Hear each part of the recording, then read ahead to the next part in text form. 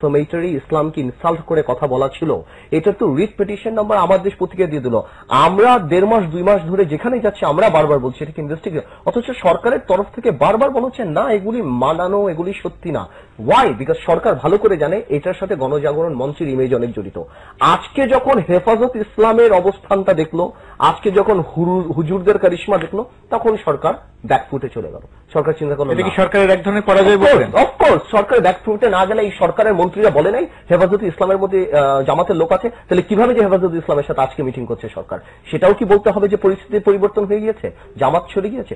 এই সরকারের মন্ত্রীরা বিভিন্ন পত্রপত্রিকা অনেক সময় বলেছেন যে এই হেফাজত ইসলাম বেসিক্যালি একটা আইওয়াশ, এরা যুদ্ধপরিটি ঠেকানোর জন্য জামাত নতুন নাম করি। এবং চিটাগংয়ে কি হলো? চিটাগং কি এই ধরনের ঘটনা ঘটে নাই? চিটাগং কি বলে নাই? গণজাগরণ মঞ্চ কি বলে নাই যে প্রকাশ্যে এসেছে? তো আজকে কিভাবে তাহলে তাদের সাথে বসা হচ্ছে? বিকজ তারা রিয়েলাইজ করেছে এইটা মানুষ অন্তরে ধারণ করে ফেলেছে এই বিদ্বেষটা। বিকজ দেখুন, ইসলাম নিয়ে নবী করিম সাল্লাল্লাহু আলাইহি ওয়াসাল্লাম বা আল্লাহ তাআলাকে ইমেজ বিল্ড আপ করার মতো আমাদের মতো নগণ্য মুসলমানরা কিছুই করতে পারবে না। আল্লাহ এবং তার নবী এরা অনেক প্রোটেক্টেড।